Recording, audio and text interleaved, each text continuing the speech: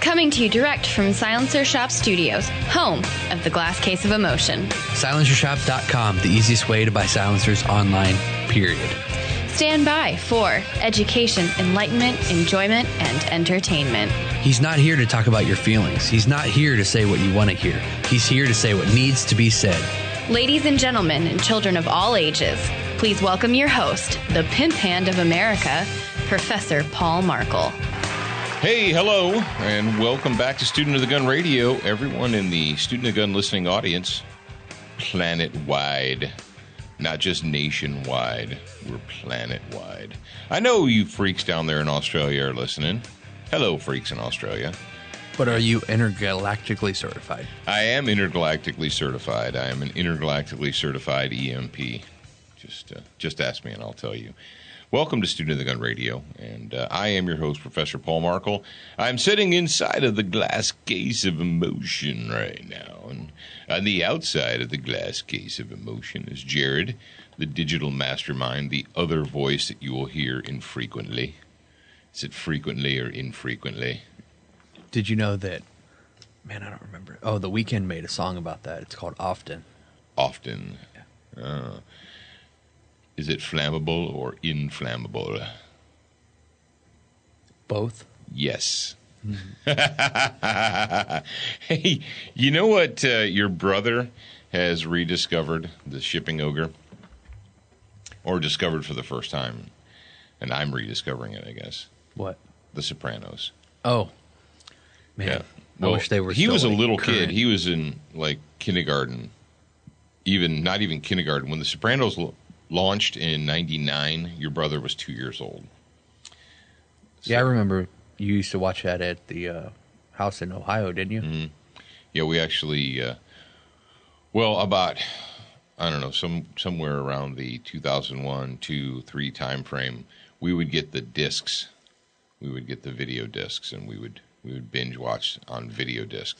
Did it come from Netflix? No, it was pre-Netflix time. What was it? It came from the library. Oh. Believe it or not, the public library. We would go to the public library. Oh, yeah, they would let you rent the discs. Yeah, they would let you borrow the movies. Those days are long gone. Or maybe they're not. I don't know. Maybe people still go to the library to borrow video discs. But anyway, your brother obviously was way young when that was popular. And the final episode went off in 2007, and he was only 10 then. So. But you know how he gained interest in The Sopranos? He gained interest because he watches those Let's Play YouTube videos, and they were playing The Sopranos video game on there. I didn't know they had one of those. Yep. They had a Sopranos video game. I played it. It was okay. It wasn't fantastic. It wasn't like Call of Duty or Titanfall or Halo or anything like that, but it was a mission-based game where you had to be a criminal, and you were like a cousin or something like that, or a nephew. You were one of the crew, and you interacted with the Sopranos people, stuff like that. So kind of like Grand Theft Auto, except for not. Yeah, kind of like that. But anyway, so we went all the way back to season 1, episode 1, the pilot episode, and I sat with Zach and we watched it, and then we watched another episode last night. How many seasons are there? I believe there was 6 total, but I think it was 6. I can't remember. I know there was a big hoo-ha because they took a year off. They took like a whole season off, and people were just losing their minds. And then they came back and they did the final. And of course, as everybody knows, spoiler alert, the final episode ends with a fade to black, and just people were just so pissed. They were so annoyed at that. But to be fair to them, when you have something that is so huge like that, it's kind of difficult to come up with an ending that's going to satisfy people. You know, some people thought it should have ended with Tony dying. Some people thought it should have ended with him, going to prison or whatever, and that was the end of it. But I don't think that the people wanted that. I don't think the audience wanted that. And then, of course, Gandolfini passed away a few years ago, and that was kind of sad. Good actor, James Gandolfini was. But anyway, enough Hollywood movie talk. or TV show talk. Let's talk about guns and stuff like that. And people who want to take your guns away. Imagine that. What? That's crazy talk. All right. Jared, you go ahead and how did you figure out how many days more we have of this special Fontana 10% off deal? More than one and less than 60. Okay. So we'll just call it 2 weeks. All right. Hip everybody to what they need to do real quick, and then I'll do the rest. It's real simple. Just go to fontanasports.com/SOTG, and you get 10% off of everything on the site for the next, let's say, 2 weeks. Let's say. Yeah, let's say. Now, if you, a lot of you guys out there in the listening audience recently purchased the Patriot Fire Team Manual. And in the manual, there are suggestions for gear, for clothing, for quality boots and footwear and socks and so on and so forth. And a lot of the people that we endorse and sponsor and discuss here on the show, well, they provide high quality stuff. And I'm sure that, well, if you have an REI close to you, you can go get yourself some wool socks. I know that's like Shane likes to go there. He likes to go to REI. After he gets his what is it? Free range Patagonia fair trade zebra. Fair trade free range zebra, yeah. And his conch shell comb for his beard.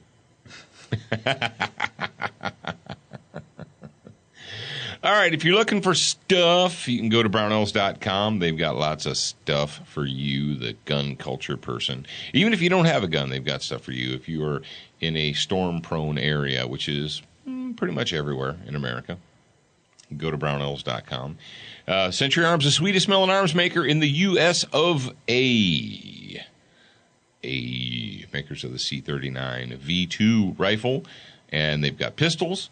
And they've got the TP9, SA, SF, SFX, the shotgun, V2, all that good stuff. Go to centuryarms.com, check them out. Duracoat, because life is too short to have an ugly gun. You know it is. If you're not following Duracoat on Instagram, if you like your gun porn, you should follow Duracoat on Instagram.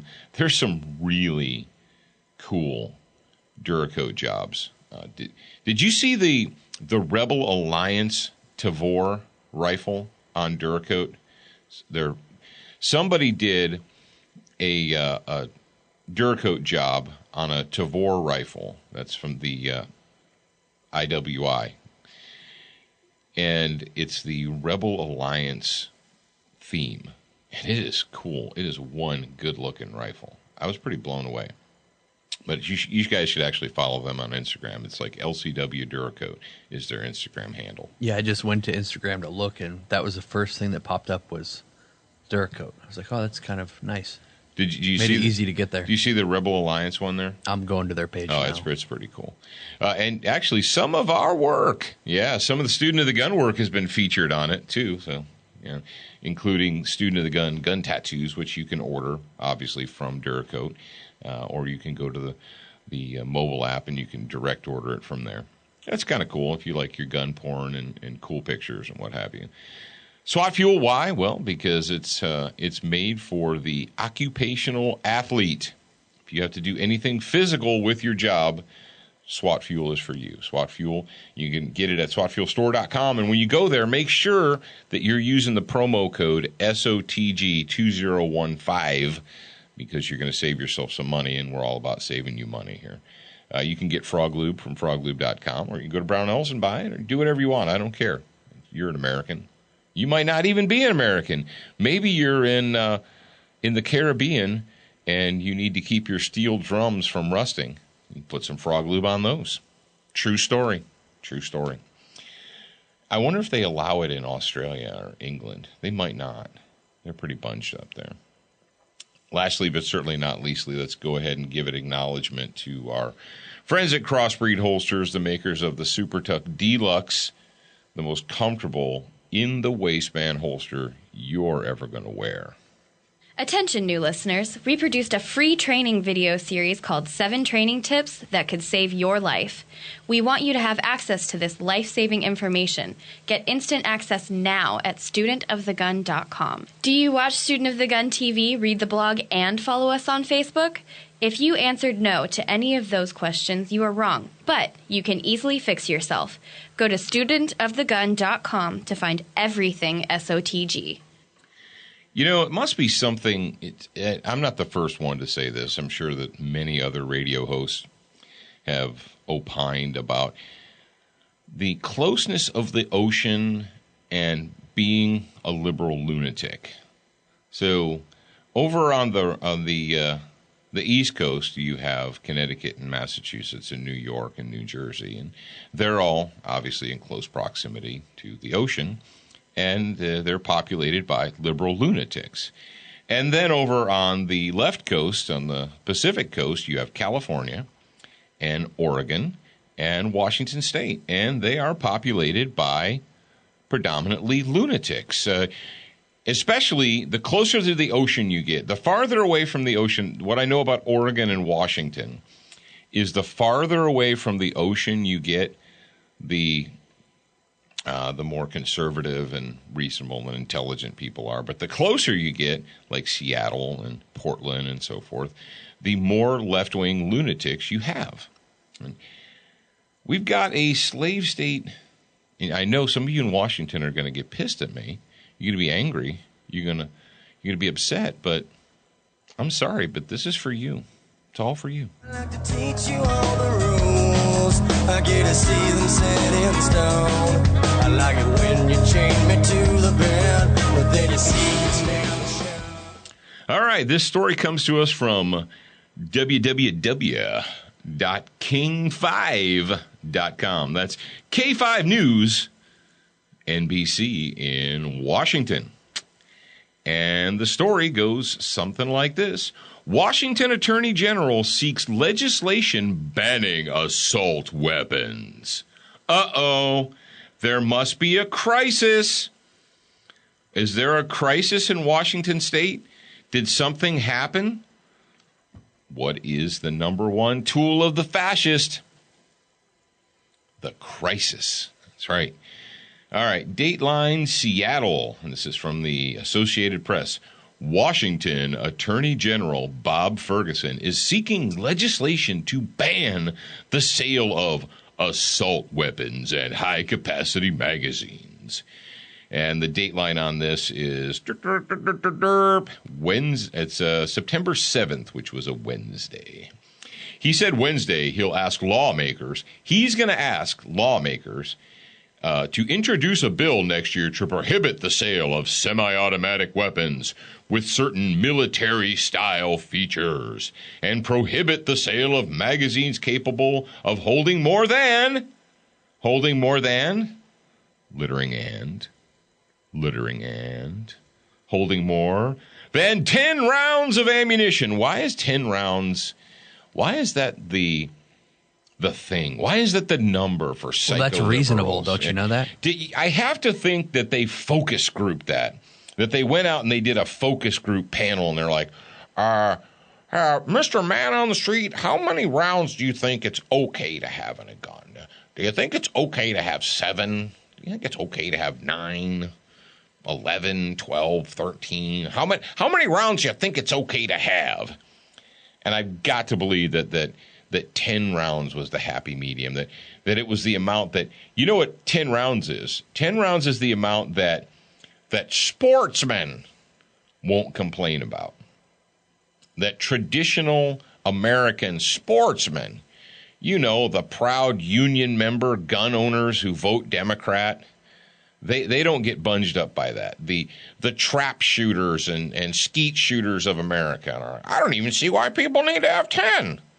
I've always, found that 2 or 3 works for me. But anyway, Ferguson says such military weapons are designed to kill, and they have no place in civilian use. Actually, you puke-faced scumbag elitist tyrant, this is the United States of America, a representative republic that was founded upon the people. That's right, the citizens, the civilians, possessing the same arms as the government. As a matter of fact, in 1775, we had this crazy thing called parody. Parody? What's that? Is that when you make fun of something? Like Weird Al Yankovic does? No, parody means that the members of the training bands and the militias and the Minutemen. And you're like, well, yeah, but the Minutemen and the militias, those were all well-organized government. No. No, they weren't. Buttface. The Minutemen and the militias and the training bands. Like, I never heard this term training band before. I think you made it up. Yeah. The training bands of New England were comprised of citizens, everyday people, members of the community. It wasn't their job. They weren't full-time militia members. They weren't full-time Minutemen. No, they were farmers and blacksmiths and doctors and lawyers and members of the pastors, members of your community who also had skill with arms and also possessed arms because they understood 200 years ago in the United States of America, or the colonies that became the United States, the people who inhabited this land understood that it was the civic duty of every person, every member who considered themselves to be a citizen, that it was part of their duty to be prepared to protect their families, their communities, their colony, their states. They understood that. They understood that it wasn't somebody else's job. It was their job. It was their responsibility as citizens. And oh, how far away from that we have fallen. Yeah, but if I'm out there doing that, then how am I going to keep up with my fantasy football stats? You don't understand. All right, to continue, he and other leaders who spoke at a news conference in Seattle cited the deadly July shooting in Mukilteo, a place in Washington. Authorities say a 19-year-old man used an AR-15 semi-automatic rifle to kill 3 former classmates at a house party. Okay, first of all, the use of the term house party in a news story is just so juvenile and stupid. It makes me want to vomit.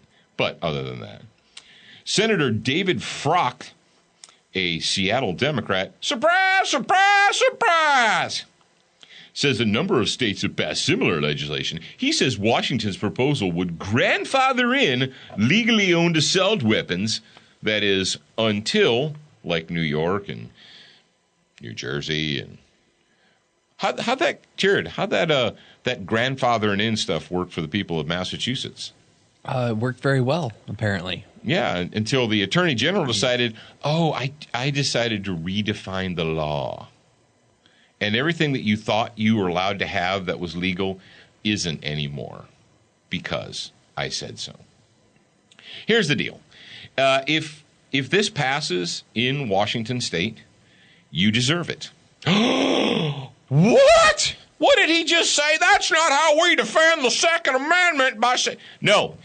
If you're listening to me out there on the left coast, if you allow this crap to happen, if 1 year from now, if this turd bag Attorney General still has a job, or 2 years, or whenever he's up for re-election, it's your fault.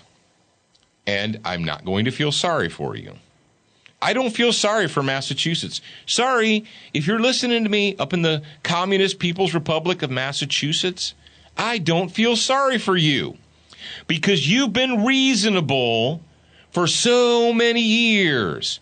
Oh, well, you understand, Paul, we have these special Massachusetts legal guns. What have you been doing? We've been complaining on Facebook about how angry we are. Okay, and? Is Maura Healey still the Attorney General? Well, yeah, what do you want us to do? I don't know. Read a freaking history book. Maybe. I don't know. So you say, well, but Paul. Seattle's not really full of lunatics. It's not really. Washington State is full of serious, conservative, salt-of-the-earth people. Well, to that, I will add this following story. And it's a story from the SeattleTimes.com. And I'm sorry. The follow-up story is from Seattle Times. This story is also from King 5 News. And we've got some audio. Perk up your widow ears and listen to this. Time in Washington State, transgender kids will have a Washington clinic. State. Children's Hospital is preparing to open its gender clinic in October. Alyssa Hahn has a King 5 exclusive tonight. Oh, big boy. 18-year-old Ty Jordan knows how important supportive care is to a young one. You want to go outside? He knows from his own experience, trust is a crucial component. Good boy. Born female but identifying as male, the Evergreen College student says having access to doctors trained in transgender medicine is critical for teens like him. And you're looking for care and you're wondering if these doctors are going to be inclusive or wondering if these doctors are going to be people that out you or say the wrong name in the waiting room or use the wrong pronouns or things. Stop! And you know that it's... Stop! Really Stop! Stop! Stop! Stop! Stop! Stop! Stop! Stop! What did this lunatic just say? Born female, but identifying as male.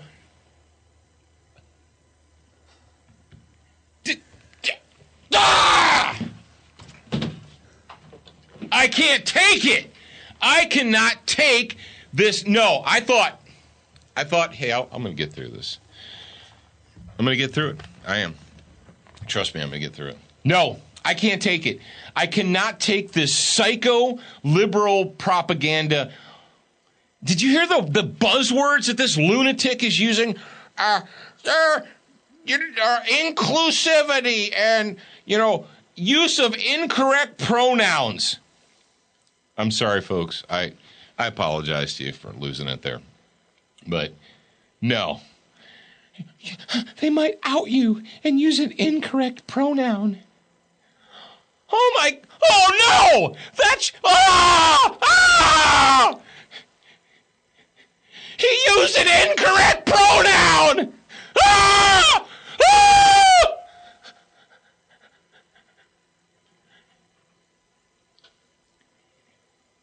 You folks out there in Washington State, you're so far gone off the edge of lunacy.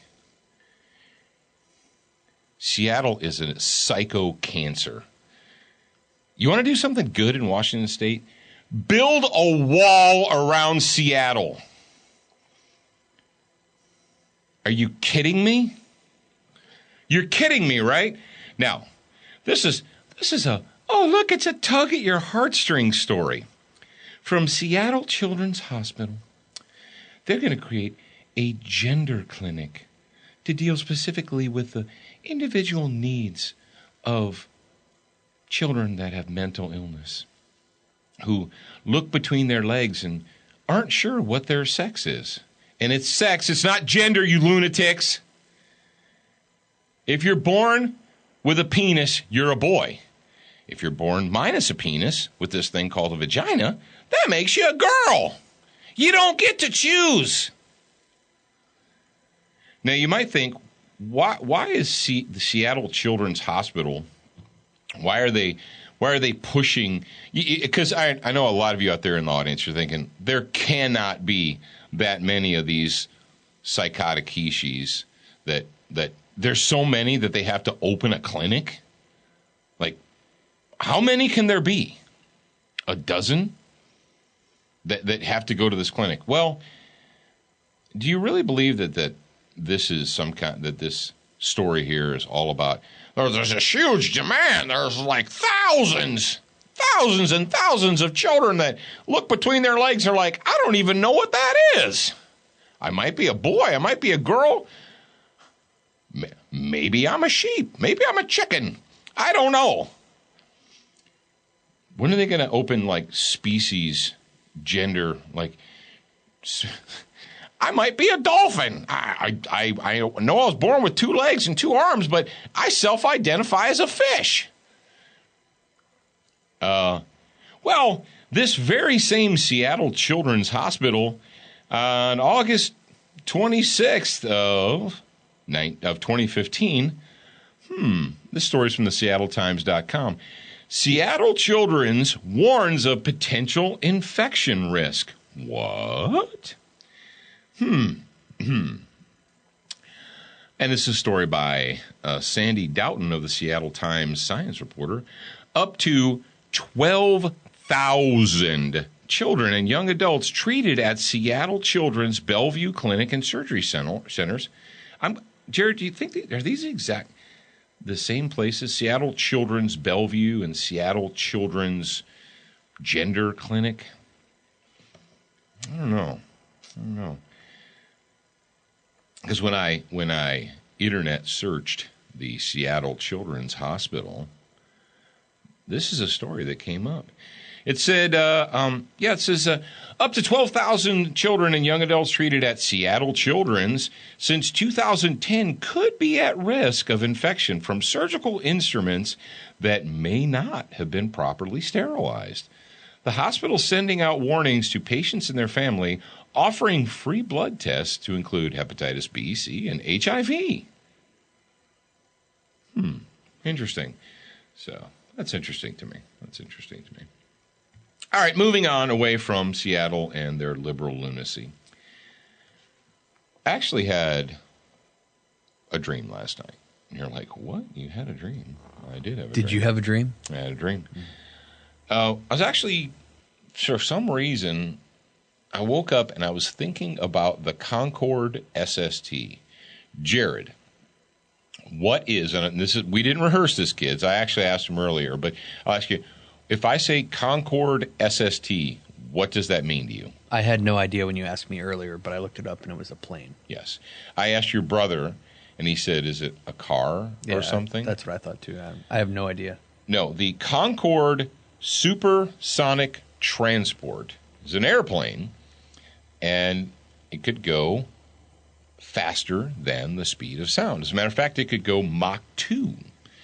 Now, when I was a kid, way back in the olden days, back in the 70s, there was a huge controversy over the Concorde airplane. And at the time, you would have thought, man, this is going all the way back to the 70s. You kids back there 40 years ago, I wasn't even born then. I know you weren't even born then. There was a huge controversy over the Concorde airplane, the SST, the Supersonic Transport. This is a passenger airliner that could hold 100 people, and it could make the trip from New York to London, or maybe it's New York to Paris. I think it might be New York to Paris in 3.5 hours. Pretty fast. Anybody who's ever traveled internationally knows that that's a fast trip. That is a super fast trip, because most of them take 7, 8, 9, long time, right? But the reason that it was so controversial was because, as you probably should know, well, I don't know, a lot of you went to public school and you may not know, but when an object breaks the speed of sound, this is kind of the weird irony of it, but when an object moves faster than the speed of sound, when it makes that break, when it crosses that point, it creates a sonic crack or now a rifle, you shooters know the reason that your rifle ammunition, even from a suppressor, is loud. It makes that noise because that is the supersonic crack. That is the bullet going faster than the speed of sound. And so if you want a super hush-hush gun, you have to shoot ammunition that is what? What's the catchword? Subsonic, right? Well, the Concorde, if a bullet makes a crack when it fires, can you imagine something the size of an airplane, how much noise it makes when it breaks the speed barrier? Well, obviously it makes a lot. Now, here we go. It said the New York to London trip is 3.5 hours at an average traveling speed of 1,350 miles per hour. Nice. That's fast, biatches. That would be fun. That's fast. 3 hours in a plane. Yeah, 3 hours. You get in, 3 hours, boom. It takes us 3 hours to fly from New Orleans to Las Vegas, 3.5 hours. So you fly from New York all the way across the ocean to London. Boom. Well, the controversy was that people who lived around airports didn't want to hear the boom, didn't want to hear the supersonic boom every time a Concorde took off, made speed, got up in the air, and went. And so what they did, I remember very specifically a cartoon which pictured a Concorde airplane with its bent nose, right? And it was perched atop the Empire State Building because New York was the only airport in the United States where they were going to allow the Concorde to take off and land. Now, the Concorde project is over with. But I don't really want to talk so much about that as I want to do about progress. If you pay attention to any fiction, if you read H.G. Wells, or if you read like The Journey to the Center of the Earth, and all these kind of things, the Time Machine, and go back, or even Stephen King. You go back into the 50s, 60s, 70s, and we anticipated like the 2000s, the 21st century was going to be this huge boom for mankind. I mean, we were making these leaps and jumps scientifically. I mean, hell, we went to the moon in the 60s. The space program, we were putting men into outer space in the 1960s, before most of you listening to me were born. And so it was easy to think back then that by the 21st century, what were we going to have? We were going to be colonizing outer space. We would have colonies on the moon. We would have these international space stations that didn't just have like 2 cosmonauts on them, but that had hundreds, if not thousands of people living in outer space on these huge, you've seen the artist renderings, the biodome things. We were going to have underwater cities, flying cars, jetpacks, all this super science, high-tech stuff, right, that they predicted. And here we are in 2016, and we don't have any of that stuff. We don't even have jetliners that go supersonic anymore because they were too inconvenient and too loud, and people didn't like the noise. And so they went away. We don't have we don't travel to the moon anymore. Matter of fact, we had a discussion with our friend Zach, and he said the funny thing is most people believe that we couldn't even go back to the moon now because we lost all of the calculations that they created to go to the moon. And that it's funny is your phone has more calculating capability than all the calculators they used to go to the moon. That's kind of bizarre. But why don't we have that? Why don't we have underwater cities? Why don't we have space stations? Why don't we have flying cars and jetpacks? And you're like, no, I do. There's this one guy. He has a car and the wings. And I'm like, I got that. But why are we in the 21st century? And it doesn't seem like we're making a lot of progress. I mean, why haven't we colonized the moon? Why? The Earth is dying because of global warming. Why don't we take, a couple million people and send them to Mars? We can't do that. And there's one answer. Socialism, communism, totalitarianism, whatever you want to call it. The idea that you can force people that work to surrender the benefits of their work, which is their money, and you can take that and redistribute it out to people who are unproductive. Yes, who don't work. Or people who work at really super easy jobs that anybody could do, but you force their employers to give them a higher wage. Well, what does that do? Well, it creates unemployment, but whatever. You create unemployment, and then what do? Well, it's okay to create unemployment because we're just going to give those people free money too. You cannot have America. You can't have flying cars and interstellar colonization and underwater cities, and you can't develop and design and do all that stuff when you've got half the people in your country not producing. When you punish people that have businesses, when you punish people who create, when people go out there and design and develop, if they're not already part of the structure, if they're outside of the structure, you punish them to the point that either they quit or they don't want to do it. somebody asks you, you know, you're at a party or you're talking, you're like, man, I thought by now we were, you know, as a kid, by the 21st century, we're supposed to have jetpacks and you know, interstellar travel and all that stuff. How come we don't have all that stuff that we predicted 100 years ago? The answer is this: socialism. All right, it is Tuesday, and because it's Tuesday, we're going to do a quiet time moment that's brought to you by silencershop.com. As kids, we learned growing up, if you were going to hunt wabbit, you had to be very, very quiet. At silencershop.com, that's what we do. We make guns very quiet with state-of-the-art suppressor technology for every caliber you've got in your safe. From 22s up to the big boys. Minimal noise, less recoil, higher velocity, better accuracy. Do you honestly need another reason to get a silencer? Oh, ask we wabbit. Get the facts and get suppressed at silencershop.com. Making the world a quieter place.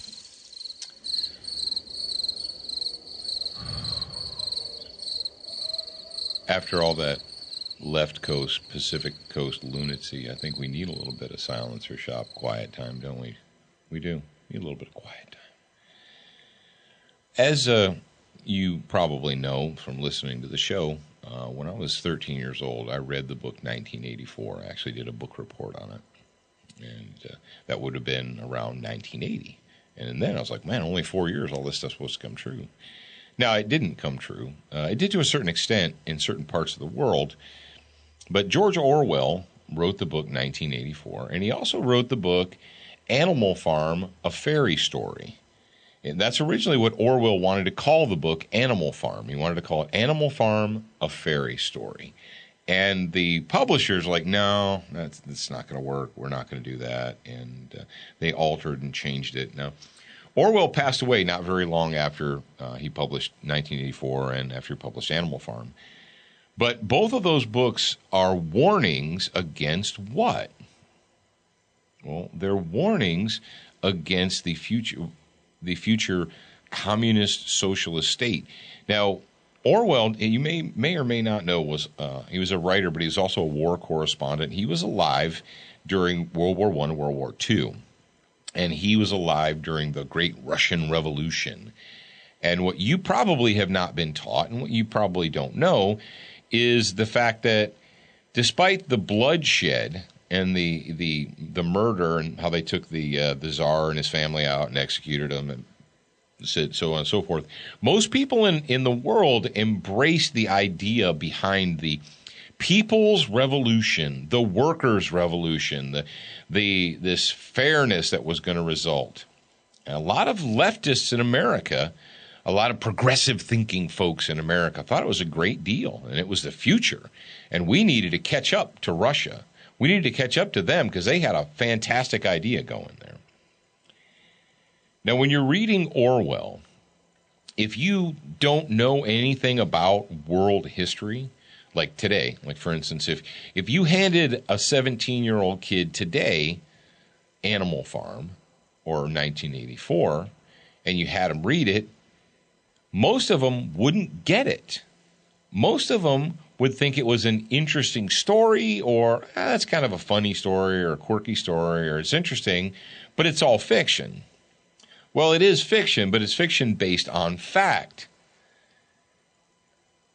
And when you read Orwell or you read Huxley, you need to read it in context. You need to understand the historical context of why they wrote it and what was going on in the world as they wrote it and what they were warning against. And that's the sad part of our current state of affairs as a people is that even though Animal Farm and 84 and Brave New World and so on and so forth, that these are available, it's difficult for them to make an impression on today's youth because today's youth is so damned ignorant of history or the realities of history or, you know, they're like, well, there was this thing called Soviet Union, and it didn't really work because the evil American capitalists forced it to fall, and so they change it to the Russian Federation. And that's what they get in school. Boom, boom, boom. They don't understand the millions of people that were put to death by the totalitarian regimes in Germany and Italy, China, Cuba, Russia, Soviet Union, Cambodia, on the continent of Africa, South America. They don't know about the millions upon millions of people that were inconvenient or enemies of the state and had to go. They don't know that. And so without that context, it's very difficult for them to get what they should from Orwell. Now, I read, like I said, I read 1984 a long time ago. But one thing that I'd never read was Animal Farm. And so I've corrected myself. And I'm about halfway through Animal Farm right now. But I thought, for this week's Quiet Time, I would mention that. And I would talk about reading Orwell in context. So, all right, it was actually something that they had us read in high school. Did they have you read Animal Farm? Yeah. I don't remember. I think it was my history teacher. Or no, it might have been an English teacher that had us read Animal Farm and do a report. But did you have the entire context? Did they go through it and they say, okay, this character, this animal character represented this person or this group of people? Like, for instance, Napoleon the pig represents Stalin. Yeah. He's supposed to be Stalin. Yeah. And then you have the different classes of animals that are supposed to represent different classes of people and so forth. It's a good read. It's not a very long read, and you owe it to yourself to read it. All right, kids, that's it for today's episode of Student of the Gun. I'm going to drink some water and nurse my throat back to health. But tomorrow, you'll be interested to know that the Bureau of Alcohol, Tobacco, Firearms, Chips, and Dip has launched a new Turn In Your Neighbor program. All right, we're going to get on that, and we're going to discuss it in detail mañana. Now, remember, you're a beginner once, but you should indeed be a student for life.